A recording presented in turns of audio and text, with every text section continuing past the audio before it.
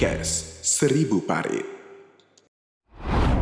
Assalamualaikum warahmatullahi wabarakatuh. Selamat datang kembali di podcast Seribu Parit. Iya, hari ini edisi spesial kita, edisi spesial karena kita kehadiran tamu yang sungguh luar biasa. Merupakan menjabat banyak organisasi, salah satunya Sekretaris Jenderal Indonesia Persada ID, terus juga ada berbagai organisasi lainnya, Ketua IKAS Mansahu, terus lagi Direktur Utama Gemilang Televisi dan Gemilang Radio, dan paling penting adalah Kepala Dinas Kominfo Pers Kabupaten Indragiri Hilir. Welcome the one and only Bapak Dr. Trio Beni Putra. Selamat datang Bapak di podcast Seribu Parit. Terima kasih. Gimana kabar Pak? Menyiapkan waktu buat hari ini, kesempatan buat saya hadir di dalam podcast Seribu Parit. Iya, kita yang makasih karena kita lihat ya banyak aktivitas Bapak yang selain mendampingi Pak PJ Bupati juga dengan berbagai aktivitas-aktivitas lainnya. Ya, mau berkenan hadir di podcast Seribu Parit kita pada hari ini. Ya, mungkin itu bagian daripada tusinya Dinas Kominfo.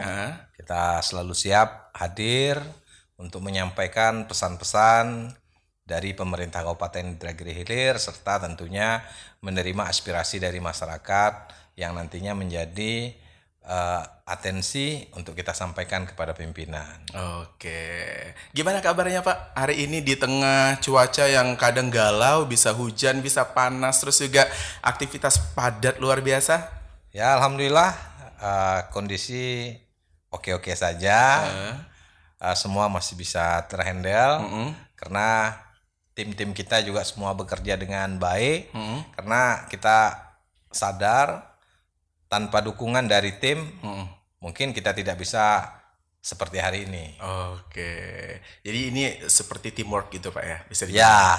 Ya, seperti itu. Kalau gitu. Nah, tadi di awal saya katakan bahwa Bapak ini memiliki banyak sekali jabatan organisasi.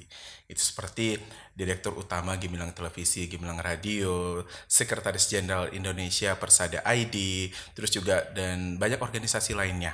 Nah, di tengah-tengah organisasi itu kan ada kewajiban khusus yang memang diemban oleh Bapak sebagai aparatur sipil negara, yaitu Kepala Dinas Kominfo Pers Kabupaten Indragiri Hilir. Bagaimana Bapak bisa menyeimbangkan ini gitu? Apa nggak makin sakit kepalanya gitu Pak? Belum lagi dengan keluarga, anak dan segala macam gitu Pak. Oh ya, terkadang itu pula yang membuat kenyamanan.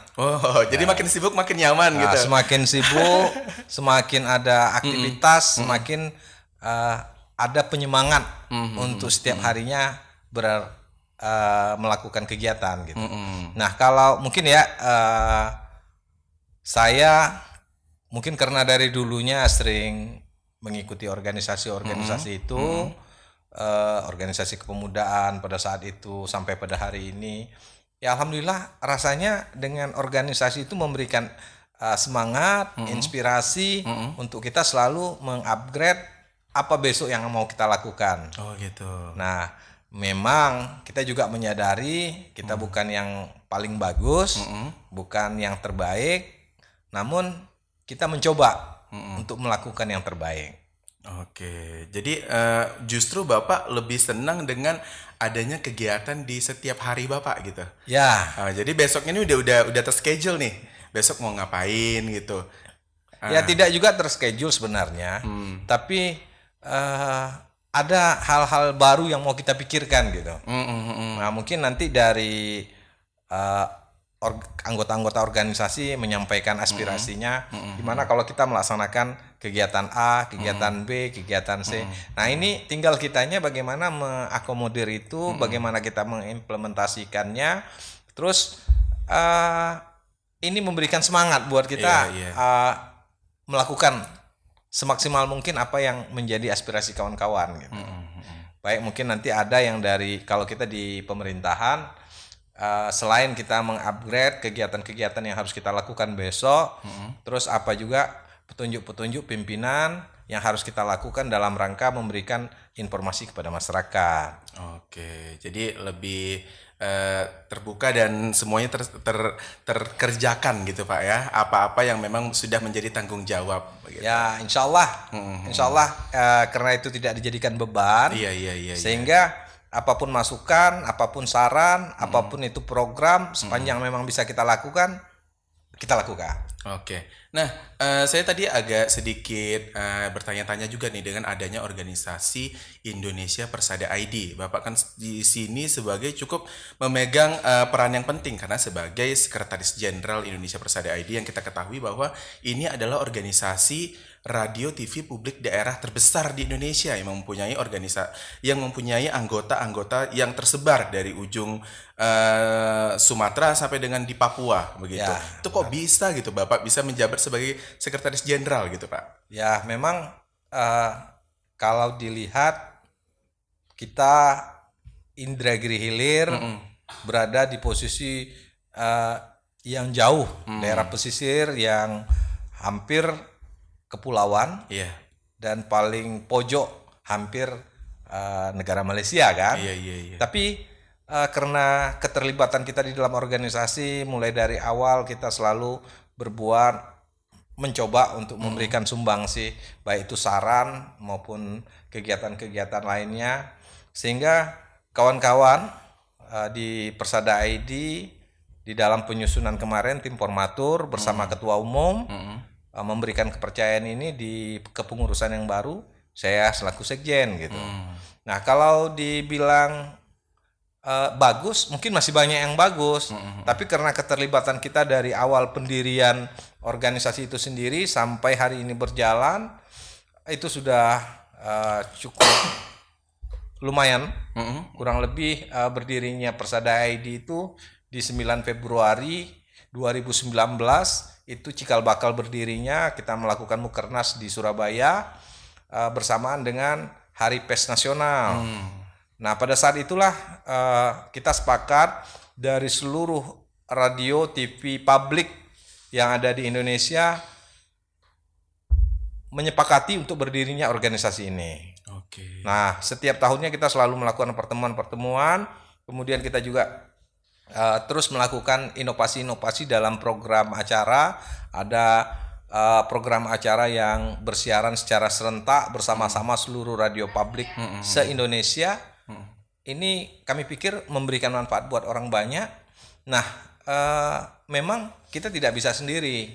Kita didukung oleh seluruh radio-radio publik, TV se-Indonesia.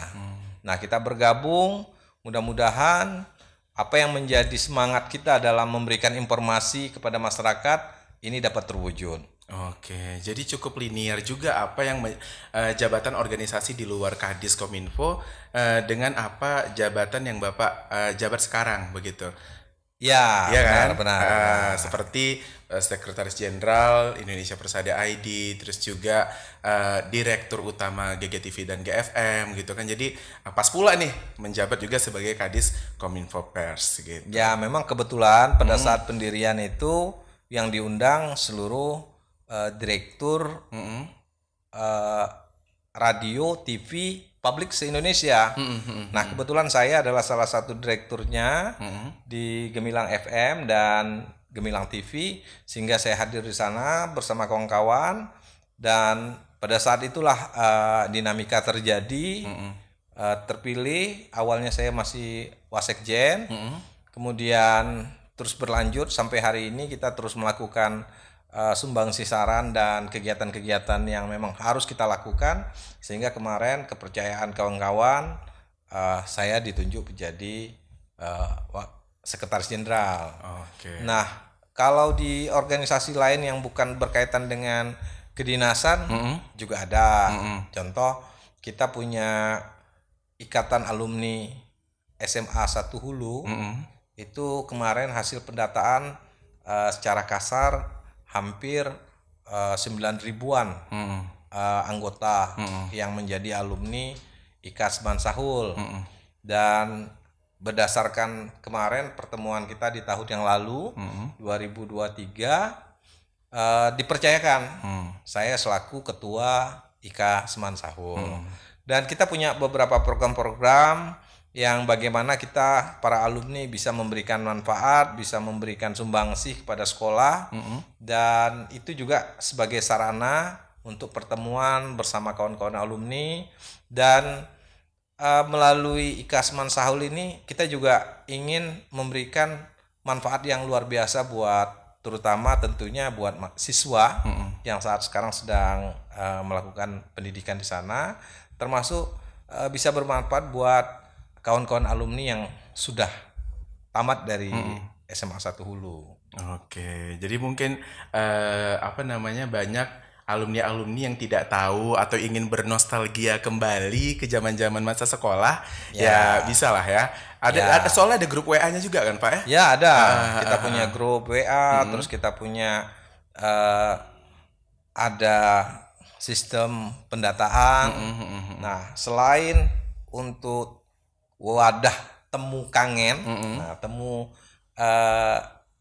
rindu terhadap sekolah, kita juga mencoba mengumpulkan sumbangsi dari kawan-kawan alumni itu. Nah, di tahun ini kita punya program pembangunan musola.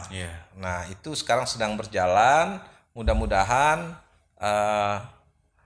uluran-uluran dari kawan-kawan alumni yang mungkin mereka punya rezeki yang lebih, mungkin mereka ingin menyumbang, dan kita selaku alumni organisasinya IKA, kepengurusan IKA mencoba mengakomodir itu dan menyalurkan pembangunan musola. Mudah-mudahan musola ini kan bermanfaat buat siswa dan generasi ke depan ya Pak ya. Jadi luar biasa sekali. Jadi untuk selain jalin silaturahmi juga membangun amal jariah untuk generasi-generasi Seman Sahul berikutnya. Gitu. Oke. Nah, tadi Bapak juga sebagai Direktur Utama GGTV dan GFM ya Pak ya. Melihat teknologi dan perkembangan zaman sekarang, banyak orang yang menurut saya masih berpikir emang TV sama radio ini masih ada ya gitu. Nah, itu Bapak sebagai direktur ini gimana cara mempromosikan TV dan radio yang Bapak pimpin? Ya, dengan pertumbuhan dengan situasi teknologi saat sekarang, memang itu sebuah tantangan buat kita di Gemilang TV dan Gemilang Radio.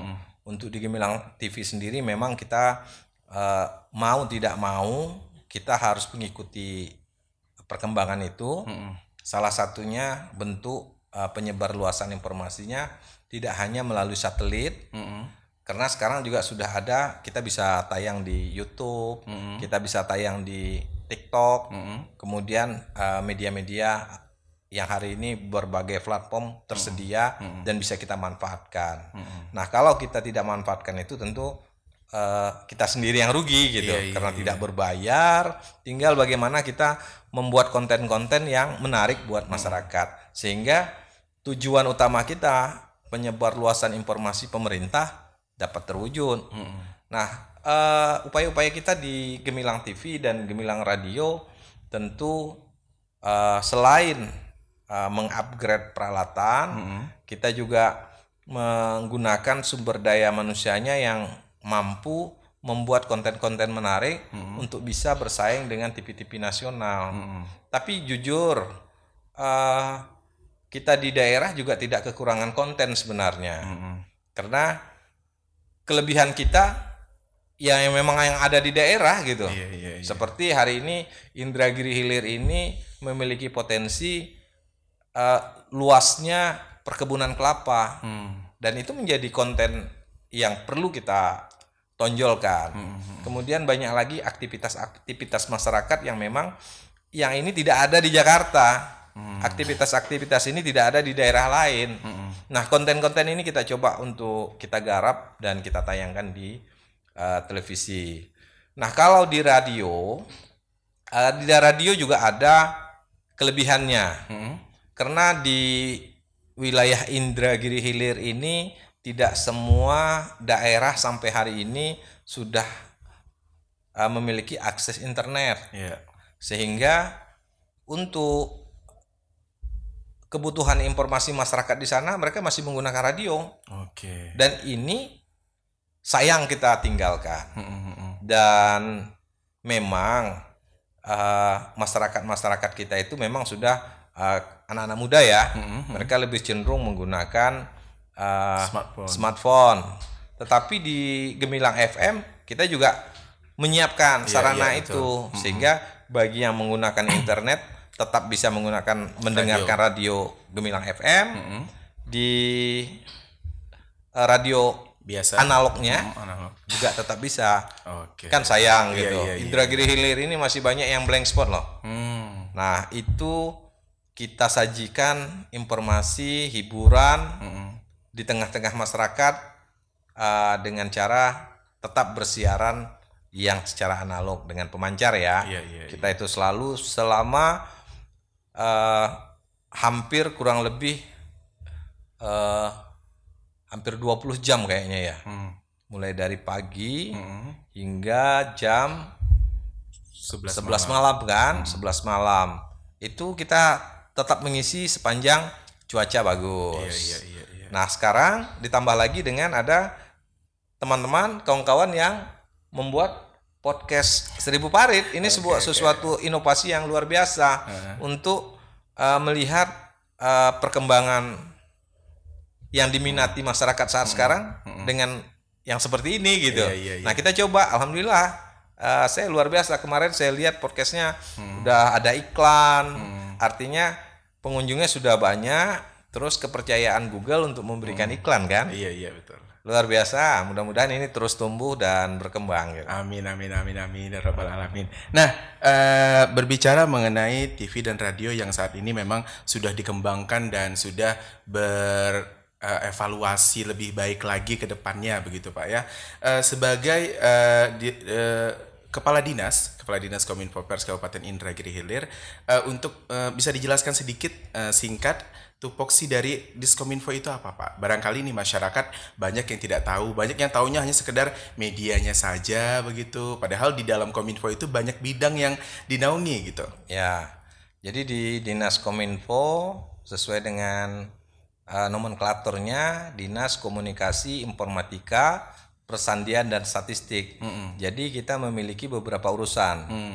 Nah, memang tusinya Dinas Kominfo itu adalah membantu pimpinan dalam bidang komunikasi, informatika, persandian dan statistik. Nah, kalau di komunikasi tentu ini berkaitan dengan media, penyebarluasan informasi.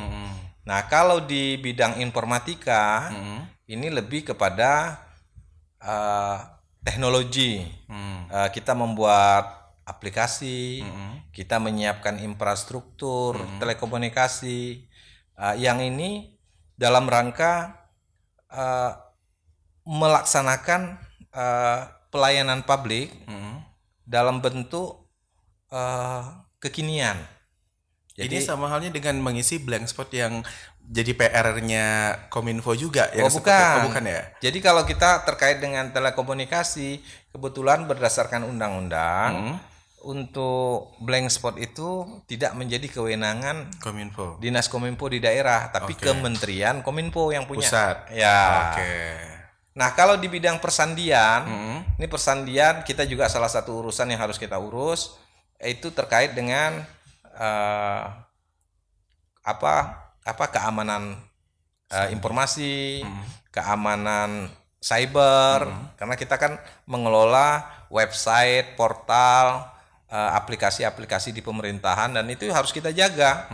Tidak bisa kita biarkan begitu saja karena berbagai macam serangan-serangan dari hacker atau dari orang-orang yang tidak bertanggung jawab. Itu di bidang urusan persandian. Kemudian di bidang statistik, kita juga mengelola urusan tentang pengelolaan data sektoral. Nah, kebetulan kita Dinas Kominfo itu sebagai wali data. Nah, wali data nanti ini akan membantu standar datanya gitu. Apakah sudah terpenuhi, metadatanya sudah ada. Nah, kalau judul data itu dibuat oleh sekretariat, oleh Bapeda. Nanti produsen datanya adalah OPD dan instansi vertikal yang ada di daerah. Dan tak lupa juga selaku produsen data terkecil di wilayah kita adalah desa. Nah, semuanya bekerja sama menginput data mereka masing-masing, yang ini nanti akan tergabung dalam satu portal yang namanya Indragiri Hilir Satu Data Merdeka. Oh, itu yang barusan di launching kemarin Ya, ya. Oke. namanya Istaka. Oke. Istaka ini adalah amanah Perpres. Jadi berdasarkan Perpres 36 tahun 2019 itu kita wajib menyiapkan satu data yang nantinya akan tergabung di pusat menjadi Satu Data Indonesia. Dan data ini akan bisa berbagi pakai. Terutama di Indragiri Hilir, melalui data-data itu yang menjadi nanti dasar dalam penyusunan perencanaan untuk melakukan kegiatan-kegiatan pembangunan, sehingga intervensi atau kebijakan dari pimpinan itu berdasarkan data real, gitu. Tidak hanya sekedar informasi atau penyampaian data dari pihak-pihak tertentu yang sebenarnya data itu belum terstandarkan. Nah, tapi kalau sudah melalui atau masuk ke dalam portal Satu Data untuk Indragiri namanya Istaka tadi, maka data itulah yang kita gunakan. Siapapun yang berbicara data, maka datanya harus ada Sumbernya di dari Istaka. Jadi Istaka ini satu pintu untuk suatu data gitu Pak Ya, begitu. Karena jadi... di sini sudah ada unsur-unsurnya, termasuk BPS. BPS itu terlibat selaku pembina data. Nah, sehingga data yang mau kita input, data yang mau kita publikasikan itu sudah melalui proses yang terstandar. Dan jika masyarakat ingin mencari data terkait apapun itu, silakan buka portal Istaka dan insya Allah ini resmi ya. Ya. Dan memang semuanya kita harus ini gitu, harus mendukung terwujudnya data yang valid, sehingga baik pemerintahnya menggunakan untuk data pembangunan, kemudian mahasiswa juga dalam rangka mungkin penelitian, ini dimudahkan dengan data ini sudah tersedia di website portalnya Satu Data Indragiri Hilir Merdeka atau Istaka, sehingga mahasiswa dalam rangka penelitian juga gampang, tidak lagi harus mencari ke lapangan atau mencari-cari sumber-sumber yang tidak jelas, karena kalau sudah melalui Istaka berdasarkan amanah Perpres, itulah yang sah untuk digunakan sebagai sumber data. Jadi itulah urusan-urusan yang ada di Kominfo nih. Ada urusan komunikasi, urusan informatika, urusan persandian dan statistik. Jadi cukup luas dan banyak juga yang dinaungi oleh Kominfo ini sebenarnya. Ya, tapi kita yakin walaupun dinas ini masih baru. Dari tahun? Dari 2017 keberadaan kita sampai hari ini. Nah, kita yakin walaupun pelan, tapi kita mencoba memenuhi kekurangan atau hal-hal yang memang harus kita sempurnakan. Dan alhamdulillah semuanya bergerak, tidak bisa kita tinggalkan. Mungkin kita statistik nanti atau persandian nanti, tidak, tapi kita coba bersama-sama. Namun memang seperti yang tadi di bidang komunikasi kita lebih populer nih, karena memang di sini kan lebih kepada halo-halonya gitu. Sementara kalau yang lain kan tidak dihalo-halokan gitu. Nah, makanya kegiatan media atau kegiatan publikasi ini lebih dikenal oleh masyarakat. Jadi cukup luas dan cukup agak sedikit ribet juga ya pekerjaan Kominfo ini. Ya, dibilang ribet, mungkin semua pekerjaan juga ribet gitu ya. Tapi kita mencoba bersama-sama dengan tim-tim kita yang ada, kita terus berlari, dan memang sekarang dalam rangka pencapaian yang luar biasa hari ini, itu kita tidak lagi dengan berjalan atau berlari, tapi udah lompat-lompat gitu. Nah, itu yang memang harus kita gesah. Kebetulan tim kita, saya yakin tim kita yang ada di sini sudah full melakukan kegiatan-kegiatan itu, sehingga kita rasanya sudah bisa melakukan lompatan. Karena jujur untuk di Indragiri Hilir yang daerahnya memang jauh, terus di pesisir, Geografisnya luar biasa lagi ya. luar biasa. Kita kan kesulitan di infrastruktur nih. Iya. Nah, di infrastruktur kebetulan kita dapat penyedia yang mau mendukung program-program kita, sehingga hari ini semua OPD kita sudah mampu siapkan jaringan yang terkoneksi, sehingga kegiatan intranet, kegiatan fasilitas internet untuk seluruh organisasi perangkat daerah atau dinas sudah dapat kita support, sehingga kalau terkait dengan itu artinya kita sudah bisa sama seperti pemerintah-pemerintah yang ada di kota. Ya, kalau kita banding-bandingkan dengan Jakarta ya, Bandung atau juga ya Pekanbaru lah gitu. Tentu mereka jauh lebih siap daripada kita. Namun kita coba bersama tim lakukan ini, dalam kekurangan kita itu kita lakukan percepatan. Alhamdulillah semuanya kita bisa imbangi walaupun belum sempurna seperti yang diharapkan oleh pimpinan atau masyarakat. Namun kita terus bergerak dan berusaha. Oke, luar biasa. Nah, terakhir nih Pak, di tengah banyaknya lika-liku perjalanan Bapak sebagai kepala dinas, baik itu direktur seperti yang saya sampaikan tadi dan organisasi-organisasi lainnya, bagaimana Bapak ada tips mungkin untuk penonton yang ada di rumah yang menonton podcast Seribu Parit hari ini, bagaimana supaya mencapai itu tetap balance dan tetap semangat dalam bekerjanya begitu? Ya, saya mungkin memberikan sedikit ya motivasi saja buat para pendengar masyarakat Indragiri Hilir khususnya. Tentu yang paling penting adalah berpikir positif. Karena berawal dari kita berpikir positif, semua kegiatan kita itu menjadi nyaman, aktivitas kita jauh lebih bisa bergerak dengan dinamis, karena tidak terhalangi oleh hal-hal yang membuat kita bisa berhenti untuk berbuat. Ya, jadi pertama adalah berpikir positif. Yang kedua, kita yakin bahwa kita tidak bisa sendiri. Maka kita butuh kerjasama, teamwork.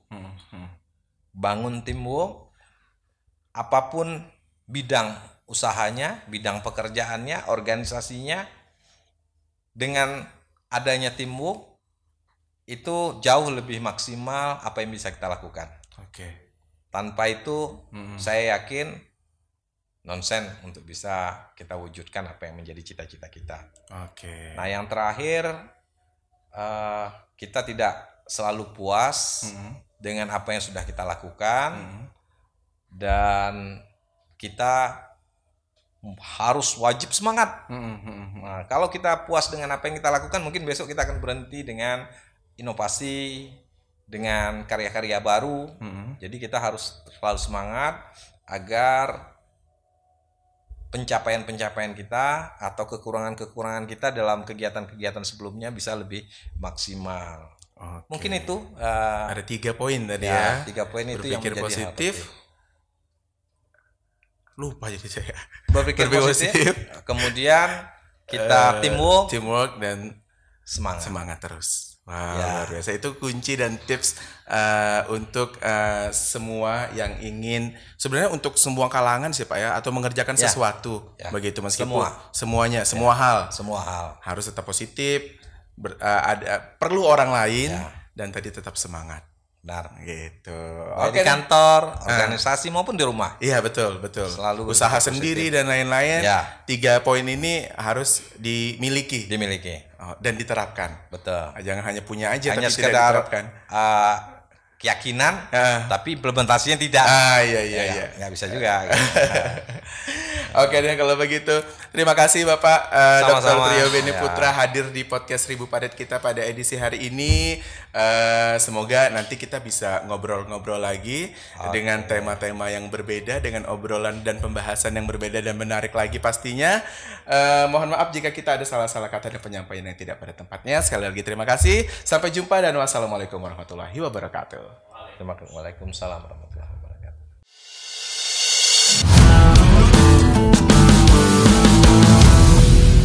Podcast 1000 Parit.